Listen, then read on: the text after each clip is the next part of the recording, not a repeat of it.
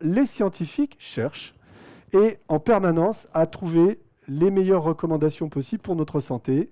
Qu'est-ce qu'on doit manger, boire, comment est-ce qu'on doit se comporter, idéalement, par rapport à l'état de la connaissance. La méthode scientifique, comment est-ce qu'on fait des recherches sur les aliments et ensuite comment est-ce qu'on en formule des recommandations, c'est justement ce que Mathilde Hiss, qui est donc chercheur au CIRC, le Centre international de recherche contre le cancer, membre du réseau NACRE, va nous expliquer. Merci. Bonne présentation, merci. Merci beaucoup. Donc, bonjour à tous. Comme l'a dit Fabrice, je suis chercheuse au Centre international de recherche sur le cancer à Lyon et je suis membre du réseau NACRE. Je travaille sur les liens entre nutrition, en particulier les facteurs liés à l'obésité, et le risque de cancer. Donc, l'objectif de ma présentation d'aujourd'hui, c'est pour vous aider à mieux vous y retrouver face aux fake news en santé, de vous montrer un peu les différentes étapes pour passer du travail de recherche à des recommandations de santé publique, du type manger 5 fruits et légumes par jour. Alors, en quoi consiste la démarche du chercheur ?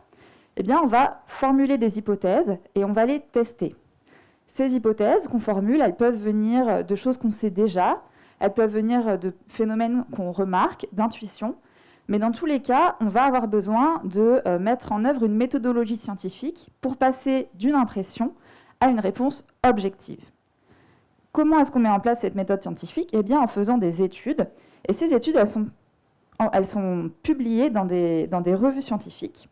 Et si je vous parle de ces publications scientifiques, c'est parce que le plan qu'elles suivent reflète les démarches, reflète les étapes de la démarche scientifique. Les étapes de la démarche, elles sont sur la droite de la diapositive, et puis au milieu, vous avez le plan de l'article. Donc un article, il commence par détailler le contexte, c'est-à-dire qu'est-ce qu'on sait déjà, ce qu'on ne sait pas, et pourquoi on formule l'hypothèse qu'on va tester. Puis on va détailler les méthodes, de façon à ce que d'autres équipes de recherche qui voudraient évaluer la même question puissent le faire et voir s'ils trouvent les mêmes résultats. Ensuite, on va présenter les résultats de façon très factuelle, avec des chiffres, des tableaux. Et puis, on va discuter ces résultats. Là, on va proposer une interprétation en fonction de ce qu'on connaît déjà, de pourquoi est-ce qu'on observe ça, quelles sont nos propositions. Et puis, on va souligner les qualités et les limites du travail qu'on a fait, puisque tout travail présente des limites. Enfin, on va revenir en conclusion sur l'hypothèse qu'on a formulée initialement. Est-ce qu'on va plutôt dans le sens de cette hypothèse ou pas ? Et qu'est-ce qu'on pourrait faire de plus pour mieux comprendre ce qu'on a observé ? Alors, avant de vous donner des exemples d'études scientifiques, on va prendre globalement un exemple qu'on va suivre pendant tout le fil de ma présentation, qui est l'exemple du bêta-carotène. Le bêta-carotène, c'est un pigment qui est présent dans les fruits et légumes, notamment à chair orange, et qui a des caractéristiques chimiques intéressantes qui font que les chercheurs se sont demandé si le bêta-carotène, ça ne pourrait pas être un petit peu un ingrédient intéressant pour éviter l'apparition de cancer. Donc l'hypothèse que les chercheurs ont cherché à confirmer, c'est que la consommation de bêta-carotène pourrait réduire le risque de cancer. Pour confirmer cette hypothèse, eh bien, on a réalisé des expériences de différents types sur lesquelles je vais revenir, des différentes études. Et puis, les résultats de ces études ont été interprétés d'abord séparément et puis ensemble, pour finalement conclure sur notre question initiale, notre hypothèse, et puis voir si éventuellement on peut en tirer une recommandation de santé publique. Alors, je vous ai dit qu'il y avait plusieurs types d'études qu'on pouvait mettre en place. Et en fait, ces différents types d'études, elles vont apporter des informations différentes, mais qui vont être complémentaires.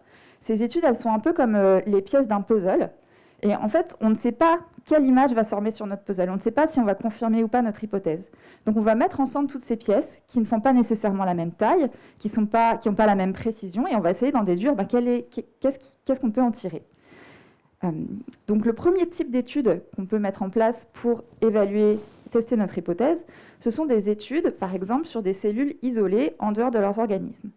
Donc, dans ces études, on va comparer des cellules, par exemple des cellules humaines. Dans un cas, on va les mettre en contact avec du bêta-carotène, et dans l'autre cas, non. Et puis, on va observer comment ces cellules elles évoluent, comment elles vieillissent. Et si on observe des différences, ça pourra nous donner des informations sur comment le bêta-carotène pourrait éviter ou ralentir la transformation de cellules saines en cellules cancéreuses. Dans le cas du bêta-carotène spécifiquement, les résultats étaient assez encourageants en faveur de l'hypothèse initiale. Mais ce n'est pas pour autant qu'on s'est précipité pour dire oui, le bêta-carotène, c'est vraiment un ingrédient miracle. Pourquoi ? Parce que ces études, elles présentent des limites. Par exemple, on peut se dire que des cellules isolées, ça ne fonctionne pas tout à fait avec la même complexité que des cellules qui font partie d'un organe dans un organisme. Et la deuxième chose, par exemple, comme limite, c'est que mettre du bêta-carotène directement en contact avec des cellules, c'est peut-être pas la même chose que d'ingérer des aliments qui contiennent du bêta-carotène. Donc on a besoin d'autres types d'études. Mon deuxième exemple, ce sont des études qu'on peut réaliser sur des modèles animaux. Là, par rapport à l'approche précédente, on va travailler sur des organismes entiers. Donc, par exemple, on va comparer deux groupes de rats ou de souris qui vont être élevés exactement dans les mêmes conditions, qui vont avoir le même type d'alimentation, sauf que dans un groupe, on va donner un petit peu de bêta-carotène tous les jours dans la ration alimentaire. Donc, par rapport à l'approche précédente, là, ça pourrait nous aider à comprendre comment le bêta-carotène dans l'alimentation pourrait éviter l'apparition de cancer, puisqu'on va observer ces deux groupes et voir s'il y a un groupe qui développe plus ou moins de cancer que l'autre. Mais là aussi, on a des limites. Malgré des résultats encourageants sur le bêta-carotène spécifiquement, qui sont la question de est-ce qu'on peut directement transposer ce qu'on observe dans les modèles animaux à l'être humain. Bien sûr, vous vous doutez que non, ce n'est pas possible de faire ce raccourci si rapidement. Il y a des similitudes, mais il y a aussi des différences. Et puis, est-ce que mettre tous les jours dans la même ration alimentaire un petit peu de bêta-carotène, c'est comparable avec ingérer de temps en temps des aliments, des légumes qui font partie d'un régime alimentaire global? Là aussi, chez l'homme, c'est beaucoup plus complexe. Donc, on a besoin de réaliser des études chez l'homme. On va parler d'études épidémiologiques et dans un premier temps, on va se contenter d'observer ce qui se passe. On ne va pas intervenir, on va vraiment observer. Donc là, il y a plusieurs façons de faire. On peut par exemple regarder à l'échelle des populations. On peut mettre en lien la consommation moyenne en fruits et légumes dans un pays avec le taux de cancer, la fréquence des cancers dans ce pays. Ça va nous donner une première information, mais ça reste assez global parce que, comme l'a dit tout à l'heure Vanessa, il y a beaucoup d'autres choses qui peuvent rentrer en compte. Et donc, ça nous donne des pistes, mais ça ne nous donne pas une réponse vraiment précise. Pour ça, on va avoir besoin de rentrer plus dans le détail et de réaliser des études épidémiologiques où on va s'intéresser à ce qui se passe à l'échelle individuelle. Par exemple, des études qui sont mises en place, ça peut être des études de cohorte. Et dans ce cas-là, on va faire appel à un groupe de volontaires qui sont en bonne santé. Et puis, on va leur demander quel est leur mode de vie, quelle est leur alimentation, vraiment essayer de recueillir beaucoup d'informations et suivre ces individus dans le temps pour voir comment leur santé évolue. Et une fois qu'on saura, avec du recul, donc au bout de plusieurs années, combien de ces individus, qui sont les personnes et combien ont développé des cancers, on va pouvoir mettre ces informations en relation avec les informations qu'on a collectées au fur et à mesure de l'étude. Ce genre d'études, ça prend énormément de temps, surtout quand on s'intéresse à une maladie comme le cancer qui met longtemps à se développer. Donc c'est pour ça que, entre autres, la recherche, c'est un processus qui prend du temps. Il faut aussi bien garder en tête qu'on parle vraiment d'études d'observation. Donc les liens éventuels qu'on peut faire grâce à les liens statistiques qu'on peut obtenir, ce ne sont pas des liens de cause à effet. Typiquement, les conclusions de ce genre d'études, c'est que dans les années 80-90, on a observé que les personnes qui consommaient moins de bêta-carotène dans leur alimentation avaient des risques de cancer plus élevés. Mais ce n'est pas forcément à cause de la consommation de bêta-carotène. Donc il faut vraiment rester prudent sur l'interprétation. Si on veut aller un peu plus loin, surtout que là, dans nos 3 exemples, on a des résultats qui semblent aller en faveur de notre hypothèse, on va pouvoir passer à un autre type d'études épidémiologiques, qui sont les études d'intervention. Cette fois, on va modifier un paramètre et on va observer quelles sont les conséquences de cette modification. Dans le cadre du bêta-carotène, les études qui ont été menées, elles visaient à comparer des groupes de volontaires assez similaires. Et pour faire ça, ces volontaires, ils ont été distribués aléatoirement, au hasard, entre un groupe qui allait avoir du bêta-carotène et l'autre non. Donc on parle d'études randomisées. Et dans l'idéal, ce qui est aussi fait, c'est des études en double aveugle, c'est-à-dire que ni l'expérimentateur ni le volontaire ne savent dans quel groupe ils font partie. Comme ça évite à l'expérimentateur d'avoir l'impression que telle ou telle personne est en meilleure santé parce que peut-être on pense que le bêta-carotène c'est bénéfique. Ça évite ce genre de biais. Donc on parle d'essais randomisés en double aveugle. Alors, c'est difficile de faire manger quelque chose à quelqu'un sans qu'il se rende compte de ce qu'il est en train de manger. Donc dans le bêta-carotène, ce qui a été fait, c'est de passer par des compléments alimentaires. Dans un groupe, les compléments alimentaires contenaient du bêta-carotène, et dans l'autre groupe, le groupe témoin, qui n'était pas exposé au bêta-carotène, c'était des placebos, donc les mêmes pilules, mais sans le principe actif du bêta-carotène. Eh bien, ce genre d'études, ça peut vraiment apporter des arguments forts en faveur d'un lien de cause à effet par rapport aux études que j'ai décrites précédemment. C'est vraiment un type d'étude clé. Mais dans le cas du bêta-carotène, eh bien, en fait, contrairement à ce à quoi on s'attendait au vu des résultats précédents, on a observé très peu de réduction du risque, voire même des effets délétères dans certains sous-groupes de la population. Donc, je vais revenir un petit peu en détail après sur les conclusions. Donc, si on récapitule les résultats qu'on a obtenus et comment notre puzzle se dessine, eh bien, on a 3 types d'études qui semblent aller en faveur de notre hypothèse, mais le 4e type d'étude qui, lui, nous donne des arguments très forts, pourrait nous donner des arguments très forts en faveur d'un lien de cause à effet, eh bien, ces études-là, elles ne vont pas du tout dans la même direction. Donc finalement, qu'est-ce qu'on peut apporter, comment est-ce qu'on peut conclure, et puis comment est-ce qu'on peut confirmer ou non notre hypothèse vu la diversité des résultats? Quelle est l'image qui s'est dessinée sur notre puzzle? Eh bien, pour voir ça, on va avoir besoin de mettre ensemble toutes ces études. Alors, avant de vous décrire précisément comment on fait ce travail de mise en commun des études, je vais revenir sur le processus de publication. Donc, moi, chercheur, une fois que je fais une étude, je vais avoir pour objectif de la publier pour partager les résultats avec la communauté scientifique. Je vais rédiger mon article en suivant le plan que je vous ai décrit. Cet article scientifique, c'est un document Word banal. Et je vais l'envoyer à l'éditeur d'une revue scientifique. Une revue scientifique, c'est vraiment accessible uniquement aux experts du domaine. Tout le monde peut lire un article, mais personne en dehors des experts peut vraiment le comprendre. C'est très technique, et moi, si je lis un article en physique nucléaire, je ne vais rien comprendre. Donc cet éditeur, il va avoir pour rôle de dire si l'article est d'une qualité suffisante pour être publié dans sa revue scientifique, entre autres facteurs. Sauf que comme la question est hyper spécialisée, eh bien, il va faire appel à d'autres experts du domaine. Et ces experts, eh bien, ce sont des chercheurs, d'autres chercheurs qui travaillent sur la même question. Donc moi, j'évalue régulièrement le travail de certains collègues que je ne connais pas, mais des gens qui travaillent sur les mêmes questions de recherche. Ces experts, ils vont pouvoir décider que l'article, le travail et la rédaction, ça ne va pas, ou alors l'article est intéressant, mais ça manque de précision, il faudrait plus de clarté, donc ils vont pouvoir faire des commentaires, poser des questions, et puis à terme, au bout de cet échange, souvent, ça va aboutir à la validation de l'article, qui va être accepté, puis publié dans une revue scientifique. Une fois que l'article est publié, eh bien, il va être archivé dans des bases de données internationales, accessibles à tous, et ce sont ces bases de données internationales qu'on va mettre à profit pour mettre ensemble toutes les données qui existent sur notre sujet de recherche.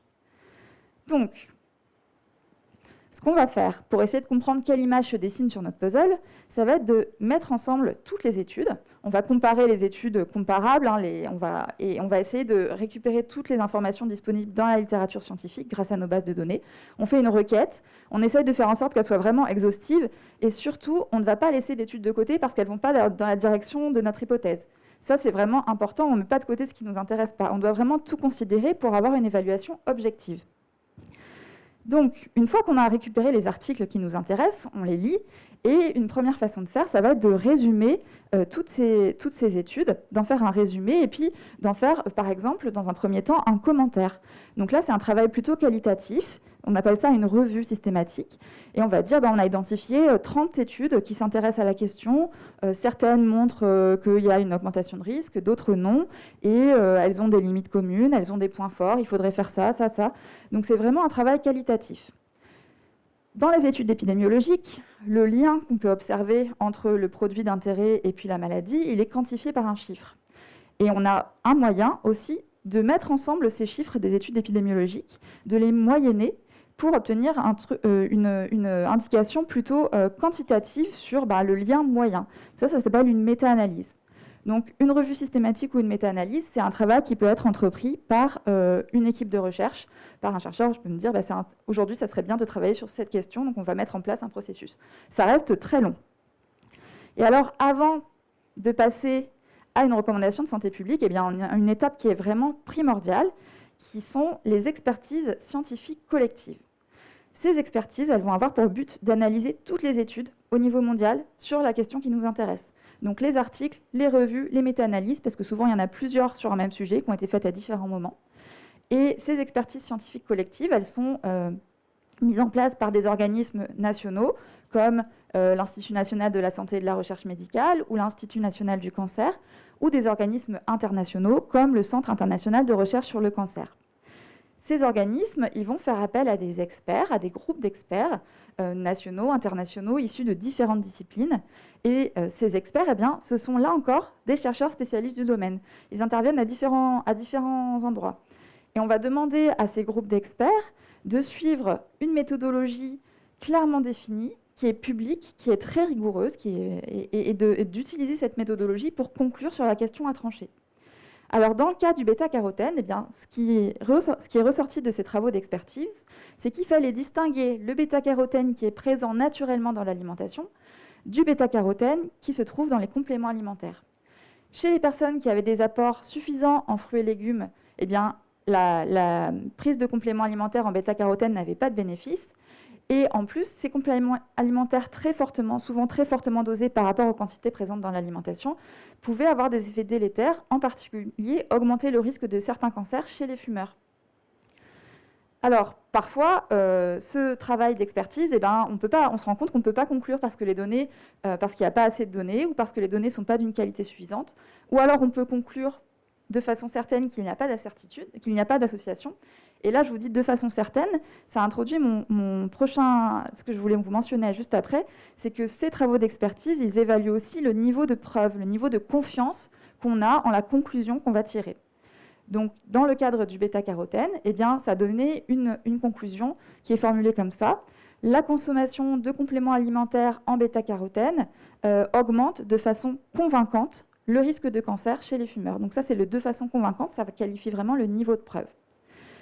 Donc, c'est seulement à partir de ce stade et de ces travaux d'expertise collective qu'on va pouvoir éventuellement formuler une recommandation de santé publique, si le domaine s'y prête. Et pour formuler cette recommandation, il y a encore tout un travail. Là, je ne vais pas vous rentrer dans les détails, mais il faut prendre en compte, il faut essayer de faire une recommandation qui soit précise, claire, concise, compréhensible, et puis tout un travail derrière qui va être de communiquer ces recommandations. Mais là, on sort du domaine de cette présentation. Donc, pour arriver à cette recommandation, il y a vraiment un travail titanesque en amont. Ce travail, il prend des années. Ça ne se fait pas en un claquement de doigts, et c'est pour ça que la recherche, ça prend du temps. Parfois, il y a besoin de refaire des expertises parce que, au moment où on a fait la première expertise, il n'y avait pas assez de données pour conclure. Donc, les recommandations qui viennent de ces expertises, elles sont susceptibles d'évoluer dans le temps. Et en ce qui concerne spécifiquement le bêta-carotène et les compléments alimentaires, on vous l'a déjà dit, les recommandations sont d'avoir une alimentation équilibrée et diversifiée et d'éviter la prise de compléments alimentaires en dehors des prescriptions médicales, parce que malgré des aspects qui ont l'air intéressants, eh bien, leur bénéfice n'est pas prouvé, ils peuvent même avoir des effets délétères.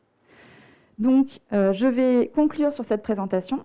J'espère que mes explications et les illustrations qui ont été faites par Véronique Maracci de l'INRAE vous ont permis de comprendre et de faire la différence entre une étude individuelle et une recommandation de santé publique. Elles sont souvent relayées dans les médias, mais même une étude individuelle de très bonne qualité, elle n'aura jamais autant de poids qu'une expertise scientifique collective. Voilà, merci beaucoup. Merci beaucoup Mathilde pour cette brillante présentation, extrêmement claire et effectivement avec des projections, des slides tout à fait ludiques et bien faites de Véronique Maracci qui est directrice de la communication INRAE du site de Jouy-Antony. Merci beaucoup à elle aussi pour sa collaboration.